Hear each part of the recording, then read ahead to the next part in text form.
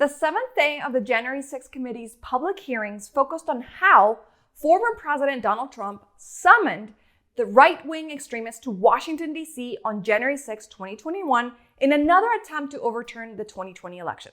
Let's remember, Trump had been told by multiple advisors, White House staff members, then Attorney General Bill Barr, that he had lost, that there was no evidence that the election had been corrupt. We covered all of that in a ton of detail in this video, so take a look if you want to learn more. The bottom line is this: Trump knew very well that there was no fraud and that he had lost, but he kept lying. At the beginning of this hearing, Vice Chair Liz Cheney was very clear about something. Everyone around Donald Trump knew that the election was not stolen, but now, possibly because of the work of the January 6th committee, the new strategy is to say that Trump had been misled by others and shift the blame to people like John Eastman, the lawyer who came up with the scheme for Vice President Pence to delay the certification of the votes, which we covered in this video right here.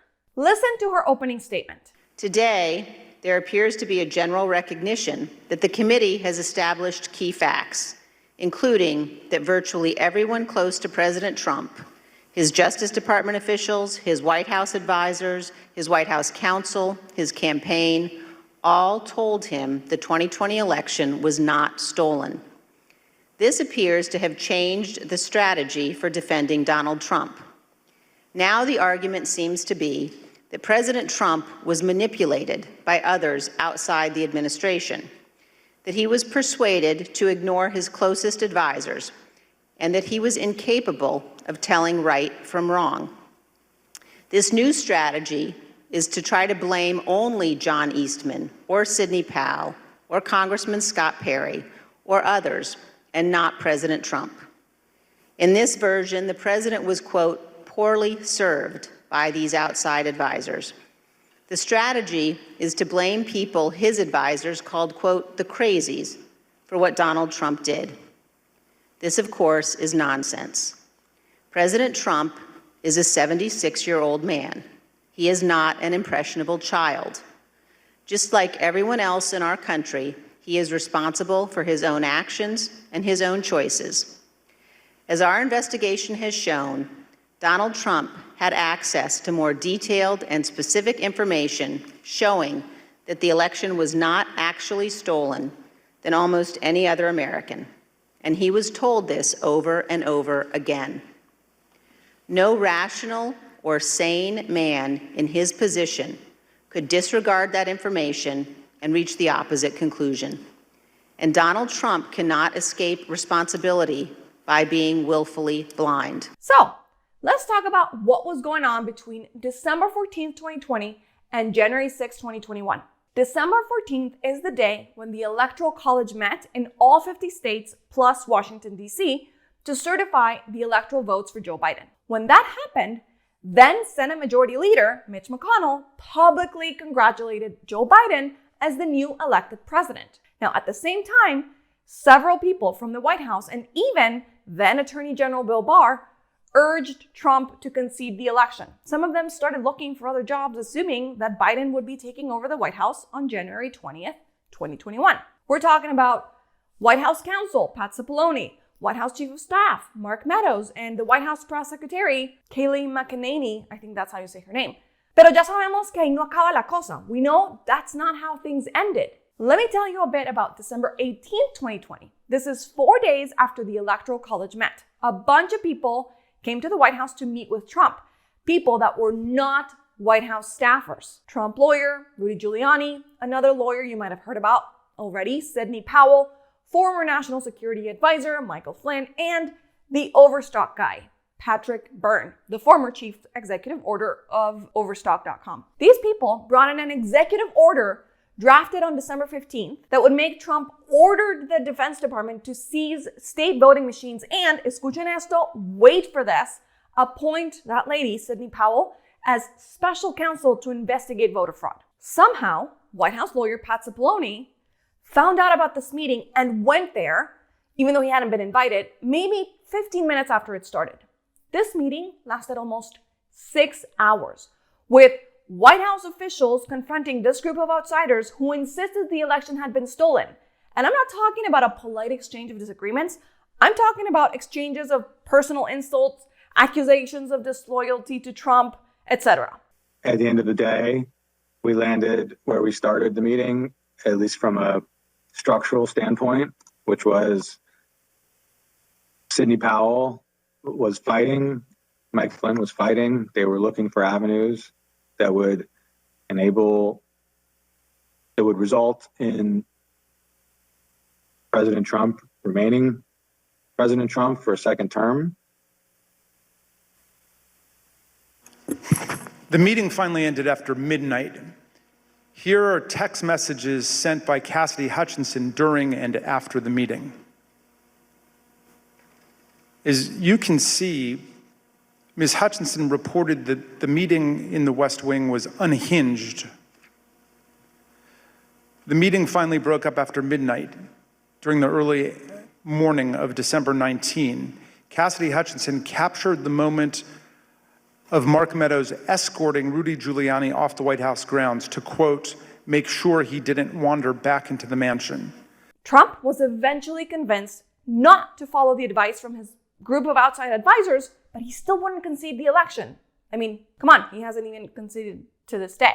After this nearly 6-hour meeting at 1:42 a.m. on December 19th, Trump tweeted that the election had been stolen, and that's when he told his followers about January 6th. Big protest in DC on January 6th. Be there, will be wild. So what happened when he did that? His most loyal followers recognize this as a call for armed resistance. Watch the following clip from a former Twitter moderator. It felt as if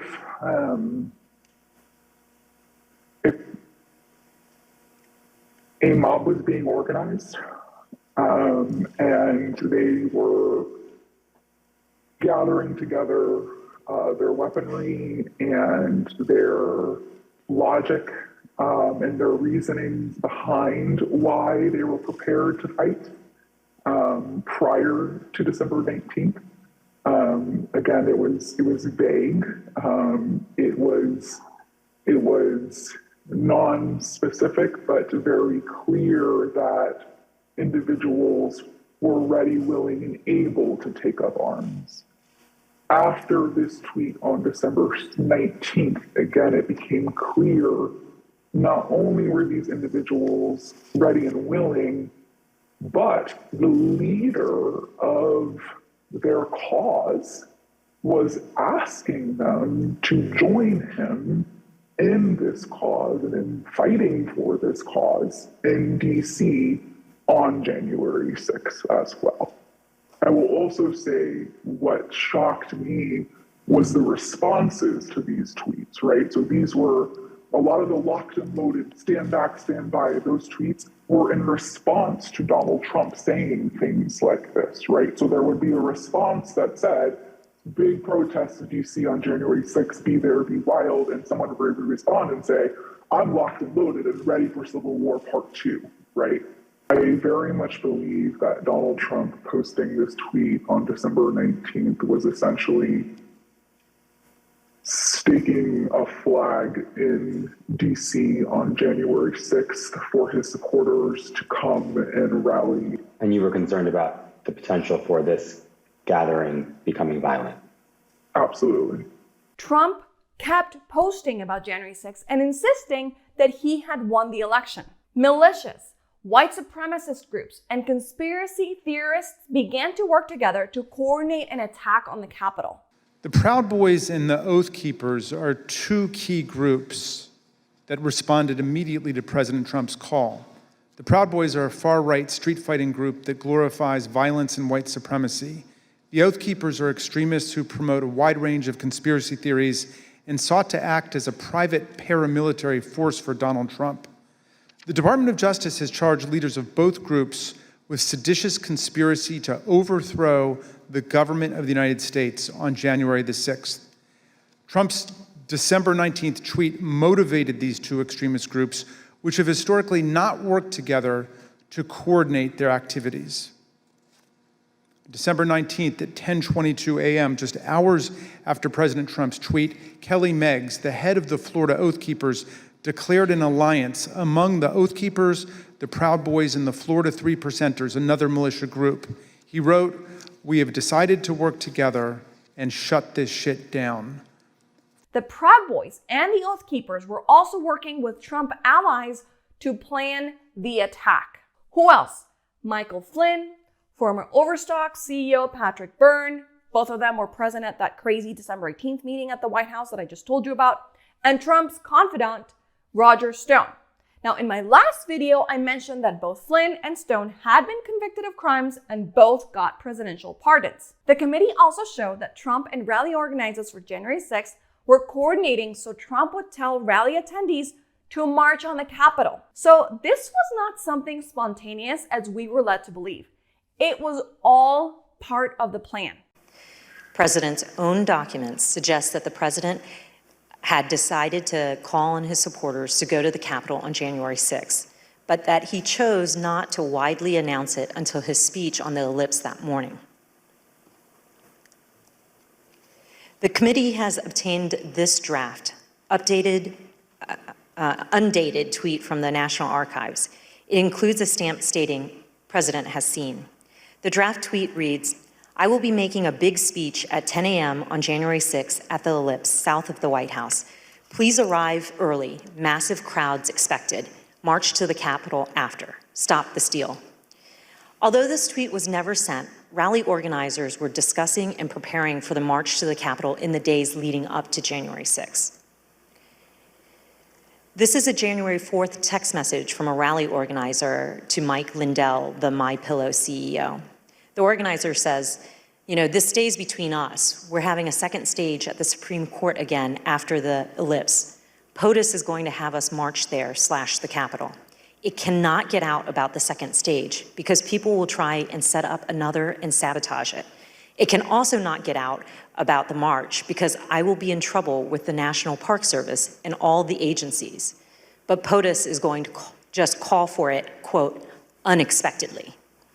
The end of the message indicates that the president's plan to have his followers march to the Capitol was not being broadly discussed.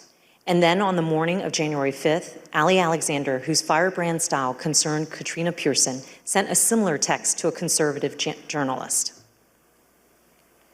Mr. Alexander said, "Tomorrow, ellipse, then U.S. Capitol. Trump is supposed to order us to the Capitol at the end of his speech, but we will see." President Trump did follow through on his plan, using his January 6th speech to tell his supporters to march to the Capitol on January 6th. The evidence confirms that this was not a spontaneous call to action, but rather was a deliberate strategy decided upon in advance by the president. On January 5th, Trump talked to his advisor, Steve Bannon, at least 2 times. The committee has learned from the White House phone logs that the president spoke to Steve Bannon, his close advisor, at least twice on January 5th.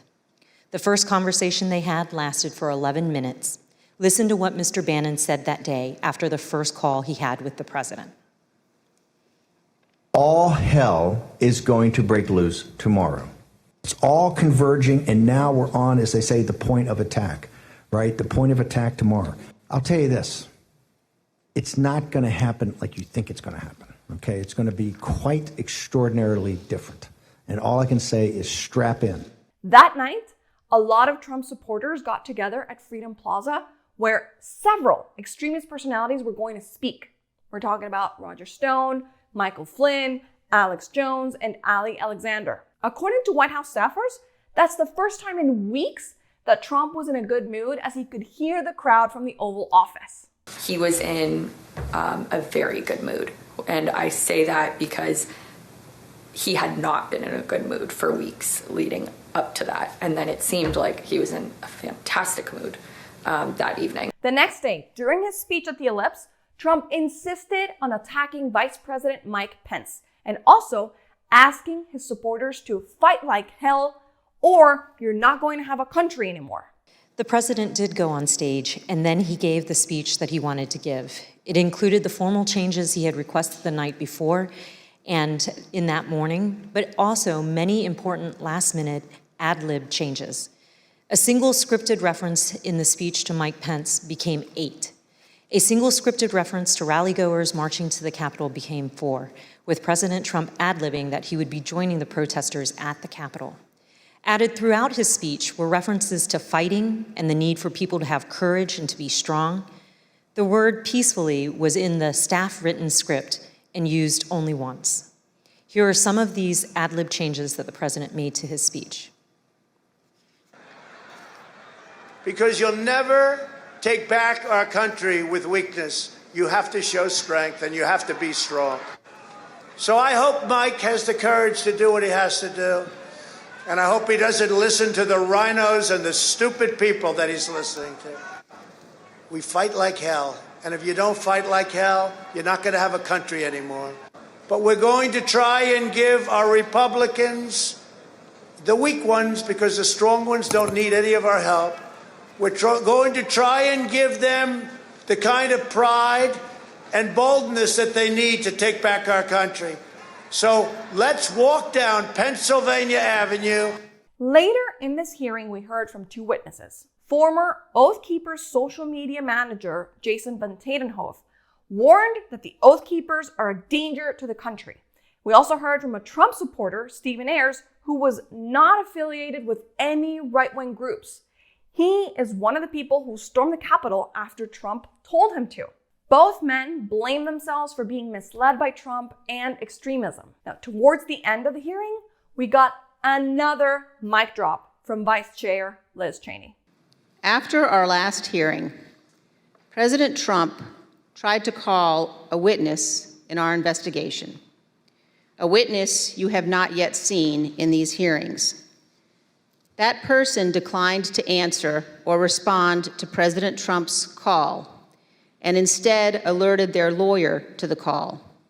Their lawyer alerted us, and this committee has supplied that information to the Department of Justice. Let me say one more time, we will take any effort to influence witness testimony very seriously. I have one more of these public presentations to summarize and share with you, but this is not the end. Esto no se queda así. The January 6th committee is continuing its investigation and will resume these public presentations in September. My next summary will be about the 187 minutes of Trump's inaction on January 6th. While he sat watching the violence unfold on the US Capitol, staffers, aides, Republican congresspeople, and even his own family begged him to tell the mob to stop the attack. If this video was useful, please don't forget to give a little boop on the like button, and as a thank you, you can also share it with other people. And remember that democracy is at stake in November. Check your voter registration at vote.org.